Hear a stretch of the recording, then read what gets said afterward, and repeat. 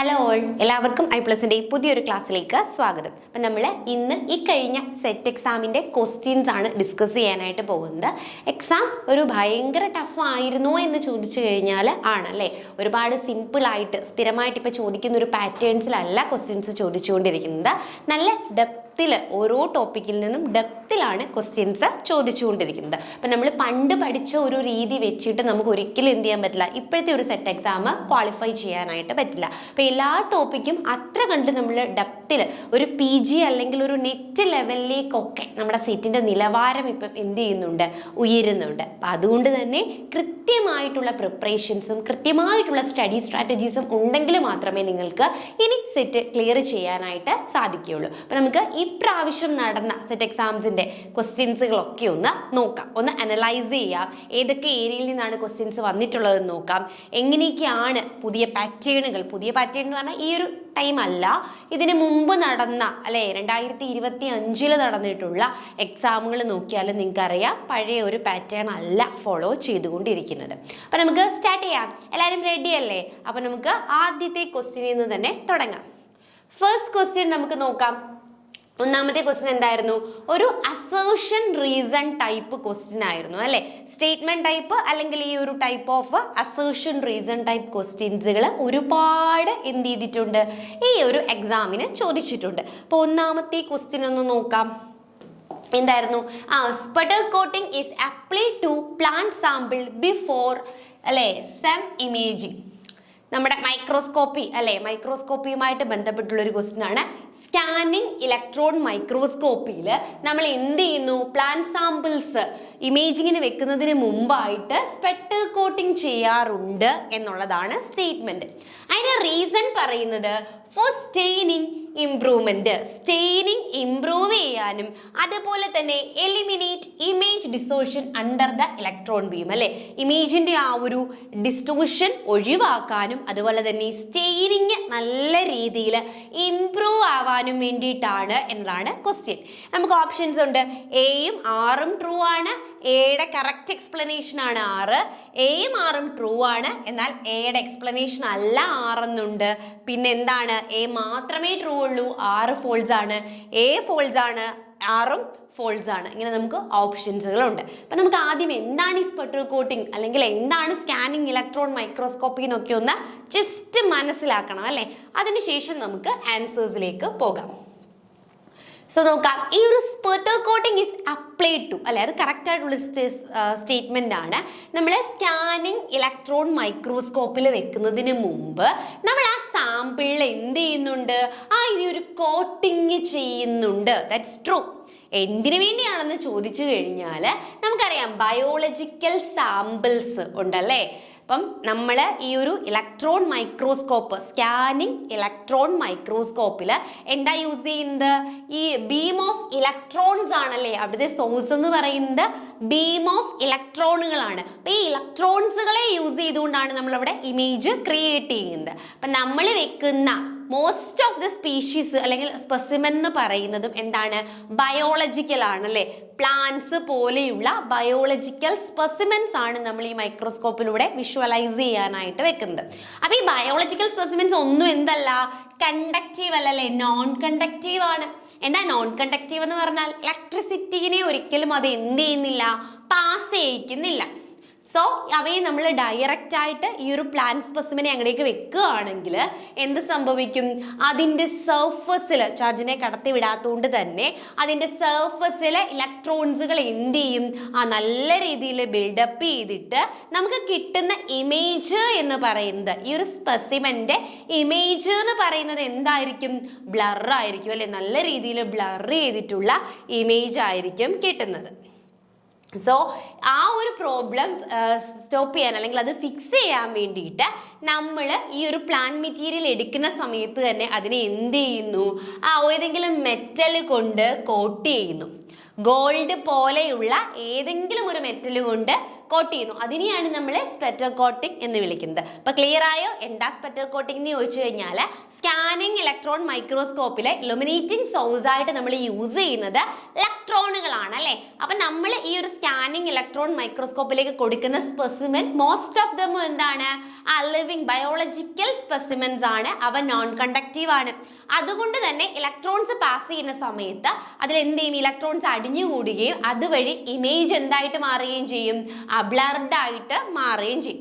ഇത് ഒഴിവാക്കാൻ വേണ്ടിയിട്ട് നമ്മൾ എന്ത് ചെയ്യും, ഈ സാമ്പിൾസിൽ ഏതെങ്കിലും മെറ്റൽ വെച്ചിട്ട് സ്പെസിഫിക്കലി ഗോൾഡ് വെച്ചിട്ട് എന്ത് ചെയ്യും, കോട്ട് ചെയ്യും. അപ്പോൾ എന്ത് കിട്ടും, നമുക്ക് ആ ഒരു ഇമേജ് കറക്റ്റ് ആയിട്ട് കിട്ടുകയായിരിക്കും ചെയ്യുന്നത്. അപ്പം നമുക്ക് പറഞ്ഞിട്ട് അസേർഷൻ കറക്റ്റ് ആണ്. ഇനി റീസണിലേക്ക് പോയി. റീസൺ എന്താ പറഞ്ഞിട്ടുള്ളത്, for staining improvement and eliminate to image distortion. എന്തിനു വേണ്ടിയാണ് ഇങ്ങനെ ചെയ്യുന്നതെന്ന് ചോദിച്ചു കഴിഞ്ഞാൽ ഇത് കറക്റ്റ് ആണ് അല്ലെ, ഇമേജിന്റെ ഡിസ്റ്റോർഷൻസ് കുറയ്ക്കാൻ വേണ്ടി അല്ലെങ്കിൽ അത് ഒഴിവാക്കാൻ വേണ്ടിയാണെന്നുള്ളത് കറക്റ്റ് ആണ്. പക്ഷേ ഈ സ്റ്റെയിനിങ് എന്ന് പറയുന്നത് എന്താണ്, തെറ്റാണ്. സ്റ്റെയിനിങ് നമ്മൾ എവിടെയാണ്, ലൈറ്റ് മൈക്രോസ്കോപ്പിയിലോ അല്ലെങ്കിൽ ട്രാൻസ്മിഷൻ ഇലക്ട്രോൺ മൈക്രോസ്കോപ്പിയിലൂടെയോ ആണ് എന്ത് ചെയ്യുന്നത്, സ്റ്റെയിനിങ് നമ്മൾ മെയിനായിട്ട് യൂസ് ചെയ്യുന്നത്. ഇവിടെ നമ്മൾ എന്ത് ചെയ്യുന്നില്ല, ഈ ഒരു സ്പെറ്റർ കോട്ടിങ് ചെയ്യുന്നത് ഒരിക്കലും സ്റ്റെയിനിങ് ഇംപ്രൂവ് ചെയ്യാൻ വേണ്ടിയിട്ട് അല്ല, ഇമേജിന്റെ ഡിസ്റ്റോർഷൻസ് കുറയ്ക്കാൻ വേണ്ടിയിട്ട് മാത്രമാണ്. അപ്പം അതുകൊണ്ട് മാത്രം എന്തായിപ്പോയി, ഈ ഒരു സ്റ്റേറ്റ്മെന്റിലെ റീസൺ എന്ന് പറയുന്നത് ഫോൾസ് ആണെന്ന് പറയാം. അപ്പൊ ക്വസ്റ്റ്യൻ നോക്കുമ്പോൾ ഇപ്പൊ നിങ്ങൾക്ക് മനസ്സിലായോ, സ്പെറ്റർ കോട്ടിങ് എവിടെ അപ്ലൈ ചെയ്യുന്നുണ്ട്, സെമ്മിൽ അപ്ലൈ ചെയ്യുന്നുണ്ട്. എന്തുകൊണ്ട്, സെമ്മിൽ നമ്മൾ യൂസ് ചെയ്യുന്ന ബയോളജിക്കൽ സാമ്പിൾസ് എന്ന് പറയുന്നത് എന്താണ്, നോൺ കണ്ടക്റ്റീവ് ആണ്. അതുകൊണ്ട് തന്നെ ഇതിലൂടെ ഇലക്ട്രോൺസ് പാസ് ചെയ്യുന്ന സമയത്ത് ഇലക്ട്രോൺസ് അതിന്റെ സെന്റേഴ്സിൽ അക്യുമുലേറ്റ് ചെയ്യുകയും ഇമേജ് ബ്ലർ ആയി പോവുകയും ചെയ്യും. അങ്ങനെ ബ്ലർ ആവാതിരിക്കാൻ അല്ലെ, ഇമേജിന്റെ ഡിസ്റ്റോർഷൻസ് കുറയ്ക്കുവാൻ വേണ്ടിയിട്ടാണ് നമ്മൾ എന്ത് ചെയ്യുന്നത്, ഏതെങ്കിലും ഒരു മെറ്റൽ ഉപയോഗിച്ചുകൊണ്ട് നമ്മുടെ സാമ്പിളിനെ നമ്മൾ എന്ത് ചെയ്യും, കോട്ട് ചെയ്യും. അതിനെയാണ് അല്ലെ, സ്പെസിഫിക്കലി ഗോൾഡ് ഉപയോഗിച്ച് കോട്ട് ചെയ്യും. സോ അതിനെയാണ് നമ്മൾ സ്പെറ്റർ കോട്ടിംഗ് എന്ന് പറയുന്നത്. ഇതിൽ എ ട്രൂ ആണ്, ആർ എന്ന് പറയുന്നത് ഫോൾസ് ആണ്. എന്തുകൊണ്ടാണ് ഫോൾസ്, ഈ ഒരു സ്റ്റെയിനിങ് വന്നത് കൊണ്ട് മാത്രമാണ് ആ ഒരു റീസൺ എന്താവുന്നത്, റോങ് ആയിട്ട് മാറുന്നത്. നെക്സ്റ്റ് നോക്കാം. അടുത്തത് എപ്പോഴും പറയുന്ന പോലെ തന്നെ ഈ സ്റ്റെയിൻസുമായിട്ട് ബന്ധപ്പെട്ടുള്ള ഒരു ക്വസ്റ്റ്യൻ ആണ് അല്ലേ. നമ്മുടെ toluidine blue is considered as a metachromatic stain. Toluidine blue എന്ന് പറയുന്നത് ഒരു മെറ്റാക്രോമാറ്റിക് സ്റ്റെയിൻ ആണ് എന്നാണ് നമ്മൾ പറഞ്ഞിരിക്കുന്നത്. എന്തുകൊണ്ടായിരിക്കും അതിനെ മെറ്റാക്രോമാറ്റിക് സ്റ്റെയിൻ ആയിട്ട് ഐഡന്റിഫൈ ചെയ്യുന്നത്? സോ നമ്മൾ ഫസ്റ്റ് എന്ത് മനസ്സിലാക്കണം, എന്താണ് മെറ്റാക്രോമാറ്റിക് സ്റ്റെയിൻ എന്ന് മനസ്സിലാക്കണം അല്ലേ. എന്താണ് മെറ്റാക്രോമാറ്റിക് സ്റ്റെയിൻ? അതായത് the term metachromatia refers to the ability of a dye to shift its color when it binds to certain tissue components അല്ലേ. അതൊരു പെർട്ടിക്കുലർ കളർ അല്ല ഇമ്പാർട്ട് ചെയ്യുന്നത്, അത് ഓരോ ടിഷ്യൂസിൽ എത്തുമ്പോഴും അല്ലെ, ഓരോ സെൽസിലും ആ ഒരു സെല്ലിന്റെ പ്രത്യേകത അനുസരിച്ച് അത് ഡിഫറെന്റ് കളേഴ്സ് ആയിരിക്കും എന്ത് ചെയ്യുന്നത്, ഇമ്പാർട്ട് ചെയ്യുന്നത്. ടൊലുഡിൻ ബ്ലൂ എന്ന് പറയുന്നത് ഒരു ബ്ലൂ ഡൈ ആണെന്ന് നമുക്കറിയാം. എന്നിരുന്നാൽ തന്നെയും അത് എല്ലാത്തിനും ബ്ലൂ കളർ അല്ല കൊടുക്കുന്നത്. എന്ത് ചെയ്യും, അത് മെയിൻ ആയിട്ട് ആ ഒരു സെല്ലിലെ കെമിക്കലുമായിട്ട് റിയാക്ട് ചെയ്തിട്ട് അതിൻ്റെ ഒരു ആഫ്റ്റർ എഫക്റ്റ് എന്നോളം ഓരോ സെൽസിനും എന്തായിരിക്കും, ഡിഫറെൻറ്റ് കളേഴ്സ് ആയിരിക്കും കൊടുക്കുന്നത്. അതായത് നോക്കിയേ, ലിഗ്നിനൊക്കെ ഉണ്ടെങ്കിൽ ഒരു ബ്ലൂയിഷ് ഗ്രീൻ കളർ ആയിരിക്കും കൊടുക്കുന്നത്. ഇനി പെക്റ്റിൻ അല്ലെങ്കിൽ ന്യൂക്ലിക് ആസിഡ്സ് ആണെങ്കിൽ അതൊരു പേർപ്പിൾ കളർ ആയിരിക്കും കൊടുക്കുന്നത്. അപ്പം ഡിഫറെൻറ്റ് കളേഴ്സ് കൊടുക്കും അല്ലേ. അതായത് എന്ത് ചെയ്യുന്നു, സർട്ടൺ ടിഷ്യൂ അല്ലെങ്കിൽ സർട്ടൺ സെൽസിലെ കെമിക്കൽ കമ്പോണന്റുമായിട്ട് ബൈൻഡ് ചെയ്തിട്ട് ഒരു ഫിക്സഡ് കളർ അല്ലാതെ അതെന്ത് ചെയ്യുന്നു, ഡിഫറെൻറ്റ് കളേഴ്സുകൾ കൊടുക്കുന്നതിനെയാണ് നമ്മൾ മെറ്റാക്രോമാഷ്യ എന്ന് വിളിക്കുന്നത്. സോ നമ്മുടെ ടൊലുഡിൻ ബ്ലൂ എന്താണ്, ഒരു മെറ്റാക്രോമാറ്റിക് സ്റ്റെയിൻ ആണ് എന്നുള്ളത് കറക്റ്റ് ആണ്. അപ്പൊ നമുക്ക് നോക്കാം, എക്സസ് ലൈറ്റിനെ അബ്സോർബ് ചെയ്യുന്നതുകൊണ്ടാണോ? അല്ല. Staines different tissue component in different colours അല്ലെ. നമുക്ക് ഓരോ ടിഷ്യൂ കമ്പോണൻസിനും ഡിഫറെൻറ്റ് കളേഴ്സ് അതിനടങ്ങിയിരിക്കുന്ന കെമിക്കൽ കമ്പോസിഷനെ അനുസരിച്ച് എന്ത് ചെയ്യുന്നു, ഡിഫറെൻറ്റ് കളേഴ്സ് കൊടുക്കുന്നു. അതുകൊണ്ടാണ് അവയെ എന്തെന്ന് വിളിക്കുന്നത്, സിമ്പിൾ ആയിട്ട് പറഞ്ഞു കഴിഞ്ഞാൽ മെറ്റാക്രോമാറ്റിക് സ്റ്റെയിൻ എന്ന് വിളിക്കുന്നത്. അപ്പൊ ക്ലിയർ ആയോ? ടൊലുഡിൻ ബ്ലൂ എന്തുകൊണ്ടാണ് മെറ്റാക്രോമാറ്റിക് സ്റ്റെയിൻ എന്ന് അറിയപ്പെടുന്നതെന്ന് ചോദിച്ചാൽ ഇപ്പൊ ക്ലിയർ ആയില്ലേ? സോ നെക്സ്റ്റ് തേർഡ് ക്വസ്റ്റ്യനിലേക്ക് പോവാം. Analyze the features of annonaceae and choose the correct one.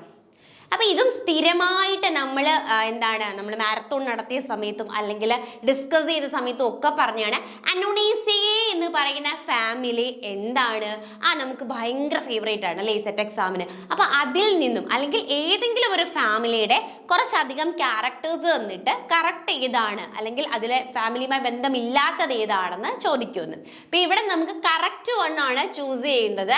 നമുക്ക് എത്ര സ്റ്റേറ്റ്മെന്റുകളാണ് തന്നിട്ടുള്ളത്? 4 സ്റ്റേറ്റ്മെന്റുകളാണ് തന്നിട്ടുള്ളത്. അപ്പോൾ ഇതിൽ നമുക്ക് കറക്റ്റ് ആയിട്ടുള്ള സ്റ്റേറ്റ്മെന്റുകൾ മാത്രം കണ്ടെത്തിയാൽ മതിയാവും. അപ്പൊ കറക്റ്റ് ആയിട്ടുള്ള സ്റ്റേറ്റ്മെന്റുകൾ നമുക്ക് നോക്കാം. സിമ്പിൾ ഓൾട്ടർനേറ്റീവ് സ്റ്റിപ്പുലേറ്റ് ലീഫുകൾ ആണോ അനോണേസിയൻ ഫാമിലിക്ക് ഉള്ളത്?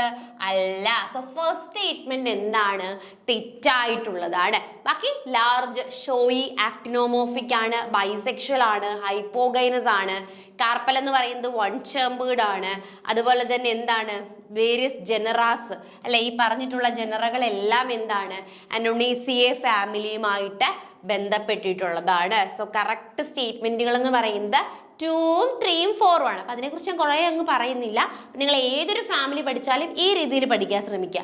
ആ ഫാമിലിയുമായി ബന്ധപ്പെട്ടുള്ള ലീഫുകൾ എങ്ങനെയാണ്, ഓവറി എങ്ങനെയാണ്, സ്റ്റേമൻ എങ്ങനെയാണ്, പ്രധാനപ്പെട്ട ജനറകൾ ഏതൊക്കെയാണ്, ആ ഒരു രീതിയിൽ പഠിക്കാനായിട്ട് ശ്രമിക്കുക. സോ 4th ക്വസ്റ്റ്യൻ നോക്കാം.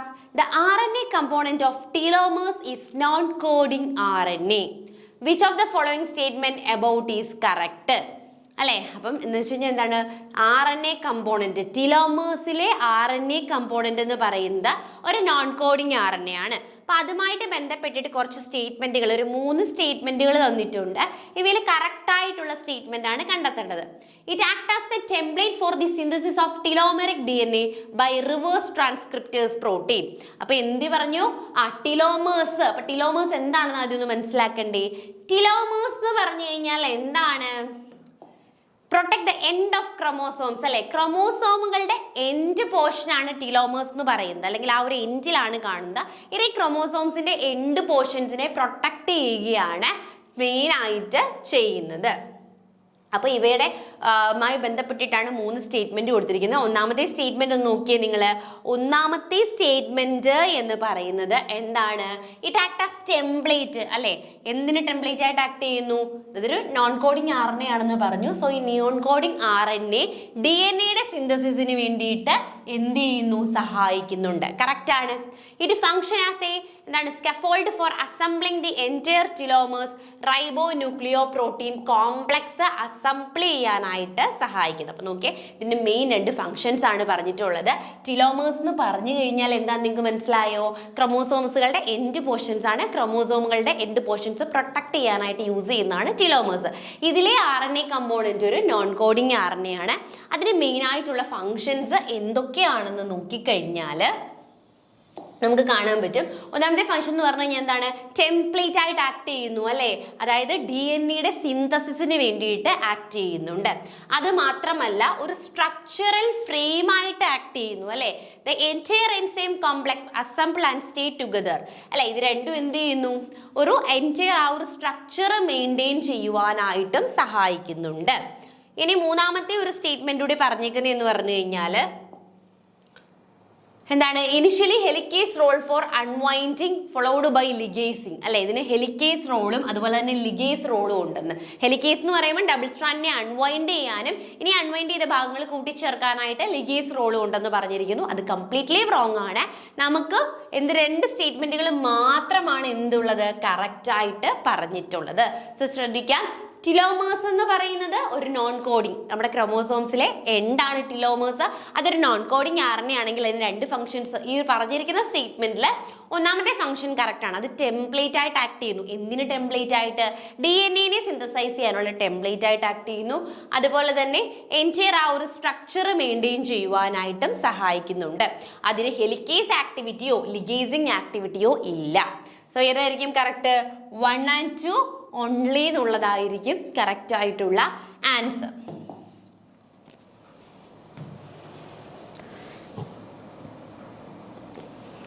സോ 5th ക്വസ്റ്റ്യനിലേക്ക് പോകാം. In a genome, the presence of multiple genes that carry out same function അതായത് ഒരു ജീനോം എടുക്കുക, ആ ജീനോമിൽ കുറേ മൾട്ടിപ്പിൾ ജീനുകളുണ്ട്. ഈ മൾട്ടിപ്പിൾ ജീൻസും എന്താ ചെയ്യുന്നത്? സെയിം ഫങ്ഷൻസ് ആണ് ചെയ്യുന്നത്.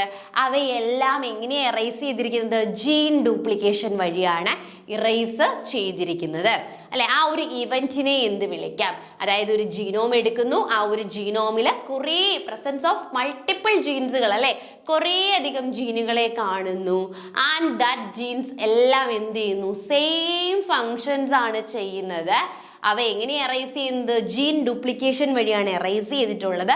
അതിനെ വിളിക്കുന്ന ടേം ആണ് എന്ന് പറയുന്നത് നമ്മൾ പറഞ്ഞതുപോലെ തന്നെ ജീൻ റിഡൻഡൻസി എന്നാണ് വിളിക്കുന്നത്. അപ്പോൾ ഒരു ജീനോമില് കുറേ ജീനുകൾ, ഈ മൾട്ടിപ്പിൾ ജീൻസുകൾ എല്ലാം ഉണ്ടായിരിക്കുന്നത് ജീൻ ഡ്യൂപ്ലിക്കേഷൻ വഴിയാണ്.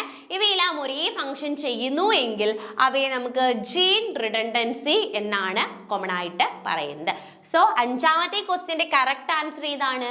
ബി ആണ് റൈറ്റ് ആൻസർ എന്ന് പറയുന്നത്. നെക്സ്റ്റ് നോക്കാം. Identify the incorrect statement regarding the maturation promoting factor. MPF maturation promoting ഫാക്ടറുമായിട്ട് ബന്ധപ്പെട്ടിട്ട് ക്വസ്റ്റ്യൻ ശ്രദ്ധിക്കുക. ഇൻകറക്റ്റ് ആണ് ചോദിച്ചിരിക്കുന്നത്, കറക്റ്റ് അല്ല എഴുതേണ്ടത്. ഇൻകറക്റ്റ് സ്റ്റേറ്റ്മെന്റ് ഏത് എന്നാണ് ചോദിക്കുന്നത്. അപ്പൊ എന്താണ് മെച്ചുറേഷൻ പ്രൊമോട്ടിംഗ് ഫാക്ടർ എന്നറിയാത്തവരുണ്ടോ? ഉണ്ടെങ്കിൽ ഒന്ന് പറയാം. മെച്ചുറേഷൻ പ്രൊമോട്ടിംഗ് ഫാക്ടർ അഥവാ M phase promoting factor, maturation promoting factor അഥവാ എന്തെന്ന് വിളിക്കാം? എംഫേസ് പ്രൊമോട്ടിംഗ് ഫാക്ടർ എന്ന് വിളിക്കാം. ഇതിന്റെ ഫംഗ്ഷൻ എന്താണ്? ഇതൊരു പ്രോട്ടീൻ കോംപ്ലക്സ് ആണ് കേട്ടോ. Cyclin B, cyclin dependent kinase അല്ലെ, സൈക്ലിൻ ഡിപ്പെൻഡന്റ് കൈനേസും അതേപോലെ തന്നെ സൈക്ലിൻ ബി, അതുപോലെയുള്ള കുറച്ചധികം പ്രോട്ടീനുകൾ ചേർന്നിട്ടുള്ള ഒരു എന്താണ് പ്രോട്ടീനുകളുടെ ഒരു കോംപ്ലക്സിനെയാണ് നമ്മൾ മെച്ചുറേഷൻ പ്രൊമോട്ടിംഗ് ഫാക്ടർ എന്ന് വിളിക്കുന്നത്. ഇത് മെയിൻ ആയിട്ടൊരു സ്വിച്ചാണ്. എന്താണ്? ഇതൊരു സ്വിച്ച് ആയിട്ടാണ് ആക്ട് ചെയ്യുന്നത്. Cell cycle switch that trigger the transition from G2 phase to M phase. G2 ഫേസിൽ നിന്നും M ഫേസിലേക്കുള്ള ട്രാൻസിഷൻ സ്വിച്ച് ആയിട്ട് ആക്ട് ചെയ്യുന്നതാണ് ആരെന്ന് പറയുന്നത്? മെച്ചുറേഷൻ പ്രൊമോട്ടിംഗ് ഫാക്ടർ എന്ന് പറയുന്നത്. ഒന്നുമില്ല, മെച്ചുറേഷൻ പ്രൊമോട്ടിംഗ് ഫാക്ടർ എന്ന് പറഞ്ഞാൽ കുറച്ച് പ്രോട്ടീൻ കോംപ്ലക്സാ. അതിൽ ഏതൊക്കെ പ്രോട്ടീനാ വരുന്നതെന്ന് ചോദിച്ചാലോ, സൈക്ലിൻ ബി ഉണ്ട്. ഏതുണ്ട്? സൈക്ലിൻ ബി ഉണ്ട്. അതേപോലെ തന്നെ CDK1ഉം CDK2ഉം നമ്മുടെ സൈക്ലിൻ ഡിപ്പെൻഡന്റ് കൈനേസ് 1 and 2, അങ്ങനെ കുറച്ചധികം പ്രോട്ടീനുകൾ ചേർന്നിട്ടുള്ള ഒരു കോംപ്ലക്സ് ആണ് എന്തെന്ന് പറയുന്നത്? മെച്ചുറേഷൻ പ്രൊമോട്ടിംഗ് ഫാക്ടർ എന്ന് പറയുന്നത്. അപ്പൊ ഇത് എന്താന്ന് ചോദിച്ചു കഴിഞ്ഞാൽ സിമ്പിൾ ആയിട്ട് പറഞ്ഞ ഒരു സ്വിച്ചാ. ഈ സ്വിച്ച് എന്ത് ചെയ്യുന്നു? നമ്മുടെ G2 ഫേസിൽ നിന്നും M ഫേസിലേക്ക് എൻട്രി ചെയ്യുവാനായിട്ട് സഹായിക്കുന്നു. അപ്പൊ നമുക്ക് സെൽ സൈക്കിളിനെ കുറിച്ച് പറയുമ്പോൾ നിങ്ങൾക്ക് ഏകദേശം ഒരു ധാരണയുണ്ടല്ലോ അല്ലെ, അത് അറിയാത്തവരാരും ഇല്ലായിരിക്കും. ഇപ്പൊ സെൽ സൈക്കിളിൽ നമുക്കറിയാലേ ഇന്റർഫേസും ഉണ്ട്, അതുപോലെ തന്നെ എം ഫേസും ഉണ്ട്. ഇന്റർഫേസിൽ ഫസ്റ്റ് വൺ എന്തായിരിക്കും? G1 ഫേസ് ഉണ്ട്, S ഫേസ് ഉണ്ട്, G2 ഫേസ് ഉണ്ട്. ഈ G2 ഫേസിൽ നിന്ന് നേരെ എവിടേക്കാണ് പോകുന്നത്? M ഫേസിലേക്കാണ് പോകുന്നത്. അപ്പൊ ഇതിനിടയിലുള്ളൊരു സ്വിച്ച് ആണ് ആരെന്ന് പറയുന്നത്? മെച്ചുറേഷൻ പ്രൊമോട്ടിംഗ് ഫാക്ടർ എന്ന് പറയുന്നത്. സോ ഇതുമായി ബന്ധപ്പെട്ടിട്ടുള്ളതിൽ കറക്റ്റ് സ്റ്റേറ്റ്മെന്റുകളാണ് ചോദിച്ചിരിക്കുന്നത് അല്ലേ.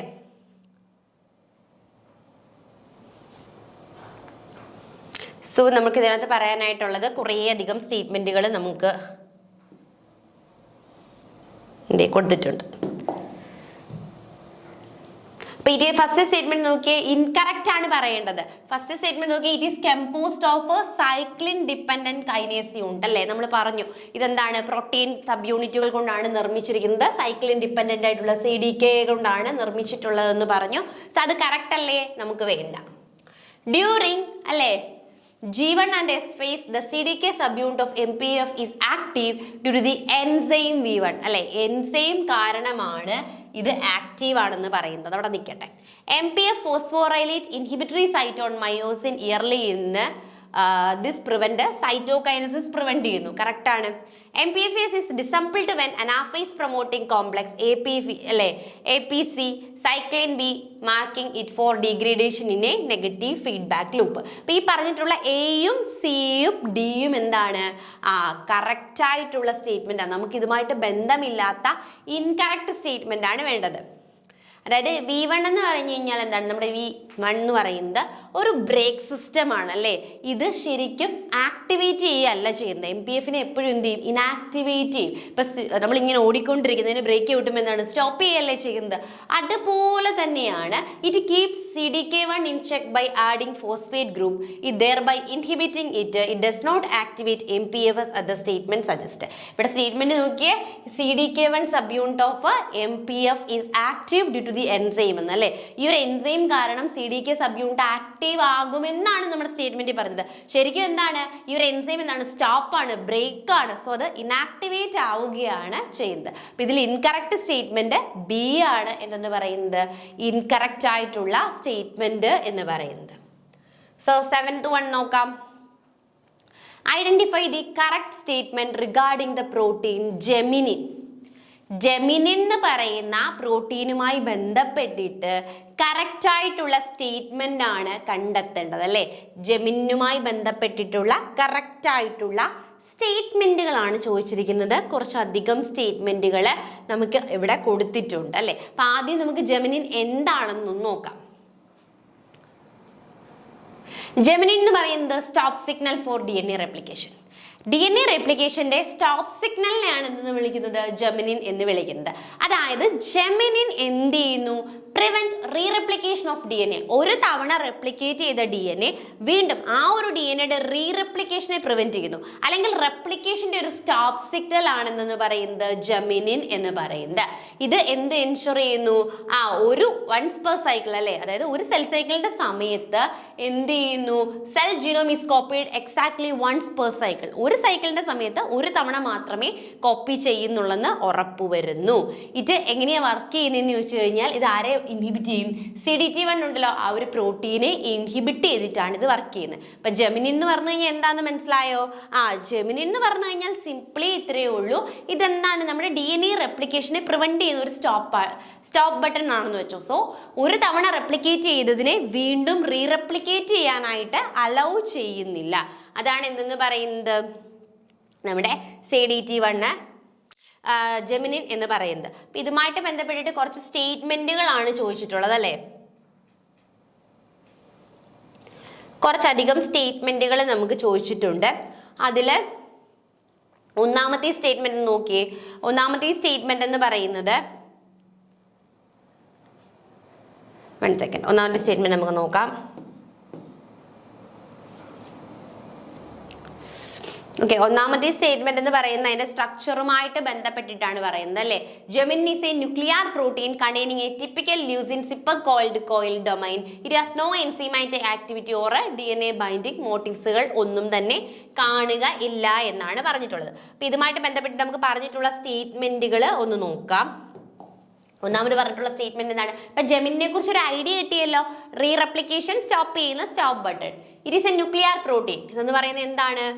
ഒരു ന്യൂക്ലിയർ പ്രോട്ടീൻ ആണ്. കറക്റ്റ് ആണ്. ഇറ്റ്സ് എ ന്യൂക്ലിയർ പ്രോട്ടീൻ ആണ്. ഇനി it accumulate during G1 and yearly M phase after DNA replication start. അതായത് ഇത് എപ്പോഴാണ് അക്യുമുലേറ്റ് ചെയ്യുന്നതെന്നാണ് പറഞ്ഞിട്ടുള്ളത്?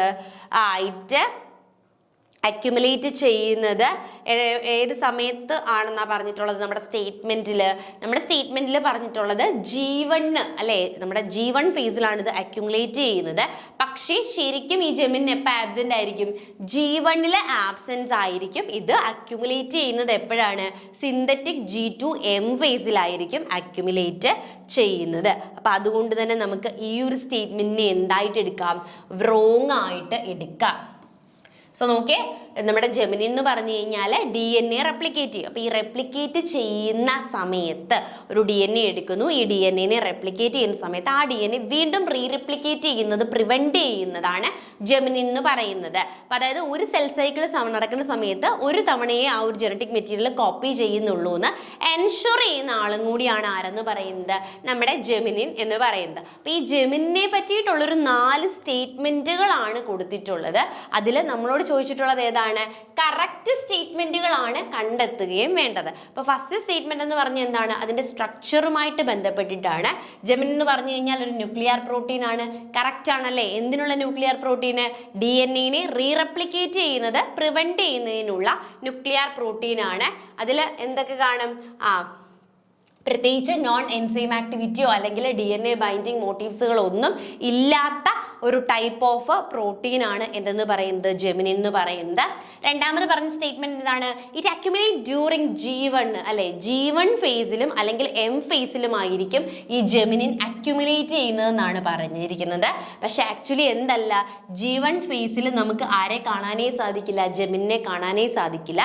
ഇതിന്റെ അക്യുമുലേഷൻ നടക്കുന്നത് G2, S അതുപോലെ തന്നെ M ഫേസിലായിരിക്കും അക്യുമുലേഷൻ നടക്കുന്നത്. അപ്പം അതുകൊണ്ട് തന്നെ നമുക്ക് ഈ ഒരു സ്റ്റേറ്റ്മെന്റിനെ എന്താണെന്ന് പറയാം? ഇൻകറക്റ്റ് ആണെന്ന് പറയാം. നെക്സ്റ്റ് സ്റ്റേറ്റ്മെന്റ് നോക്കാം. It bind to an inhibit protein അല്ലെ, ഇത് എങ്ങനെയാണ് വർക്ക് ചെയ്യുന്നതെന്ന് ചോദിച്ചു കഴിഞ്ഞാൽ CDT1 പ്രോട്ടീനുമായിട്ട് ഇത് എന്ത് ചെയ്യുകയാണ് ചെയ്യുന്നത്?